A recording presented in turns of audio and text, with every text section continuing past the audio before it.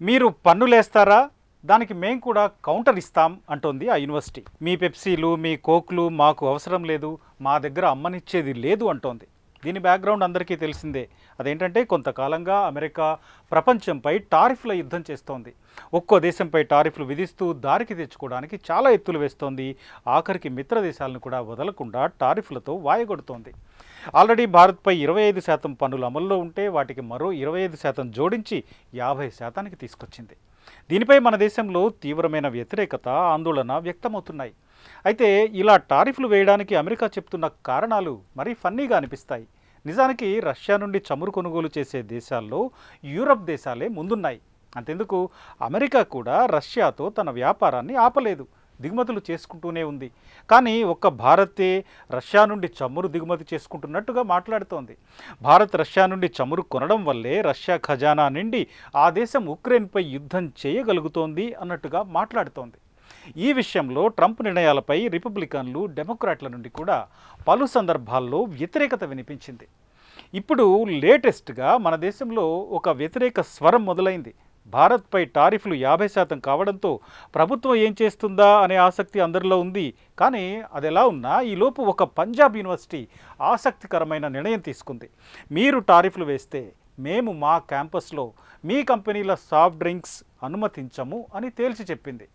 పంజాబ్లో lovely university అని ఒకటి ఉంది. ఇది ట్రంప్ నిర్ణయానికి వ్యతిరేకంగా లవ్లీ ప్రొఫెషనల్ యూనివర్సిటీ ఇప్పుడు నిరసన తెలుపుతోంది. వాళ్ళ క్యాంపస్లో కోక్, పెప్సీ లాంటి అమెరికన్ బ్రాండ్లపై నిషేధం విధించింది. ఈ ప్రాసెస్లోనే స్వదేశీ 2.0 అనే హ్యాష్ ట్యాగ్ని ట్రెండింగ్లోకి తెచ్చారు. పంజాబ్లోని లవ్లీ ప్రొఫెషనల్ యూనివర్సిటీ దేశంలోనే అతిపెద్ద ప్రైవేట్ యూనివర్సిటీల్లో ఒకటి. ఈ యూనివర్సిటీ క్యాంపస్లో దాదాపు 40,000 మంది స్టూడెంట్స్ చదువుతున్నారు. ఇది అంత పెద్ద యూనివర్సిటీ. దీన్ని స్థాపించిన వ్యక్తి ఎవరంటే ఆమ్ ఆద్మీకి చెందిన ఎంపీ అశోక్ కుమార్ మిట్టల్. దీన్ని రన్ చేస్తోంది ఆయన భార్య రష్మి మిట్టల్. అమెరికా తనకు అనుకూలంగా ఉన్నంతకాలం గ్లోబల్ పాట పాడింది, దీన్ని ప్రపంచమంతా చూసింది. ఇప్పుడు తనకు నష్టం కలుగుతోందంటూ టారిఫ్ల అనే మాటను తెరపైకి తీసుకొచ్చింది. దీనిపై అనేక ప్రపంచ దేశాల్లో వ్యతిరేకత ఉంది. అయితే అగ్రరాజ్యానికి ఎదురు చెప్పలేని చాలా దేశాలు ఒప్పందాలు చేసుకుంటుంటే కొన్ని దేశాలు మాత్రం ట్రంప్తో సై అంటే సై అంటున్నాయి. చైనా లాంటి దేశాలైతే నీ ఇష్టం, ఏం చేస్తావో చేసుకోపో అన్నట్టు వ్యవహరిస్తున్నాయి.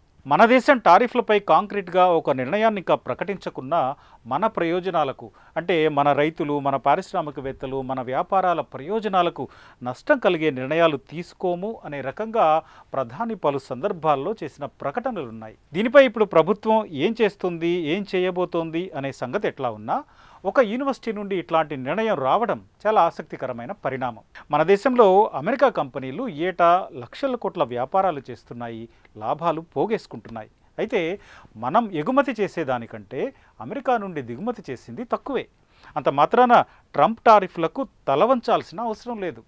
ప్రపంచ మారక ద్రవ్యంగా డాలర్ మాత్రమే ఉండాలని, డాలర్ మాత్రమే బలపడాలని ఆశించే అమెరికా ఇతర దేశాల ఆర్థిక వ్యవస్థలను, ప్రభుత్వాలను అన్నిటినీ తమ గుప్పెట్లోనే ఉంచుకోవాలని ఆశిస్తుంది. ఇప్పుడు టారిఫ్ల నిర్ణయం కూడా ఇలా ఏకపక్షంగా తీసుకున్నదే. సో ఈ టైంలో లవ్లీ యూనివర్సిటీ తీసుకున్న నిర్ణయంపై పెద్ద ఎత్తున చర్చ నడుస్తోంది. ఎందుకంటే మహా ఉద్యమాలు, పోరాటాలు కూడా యూనివర్సిటీల్లోనే మొదలయ్యాయి. ఇప్పుడు ఈ సందర్భంలో పంజాబ్ లవ్లీ యూనివర్సిటీ విద్యార్థులు తీసుకున్న నినాదం ఉధృతం అవుతుందేమో ఎవరు చెప్పగలరు?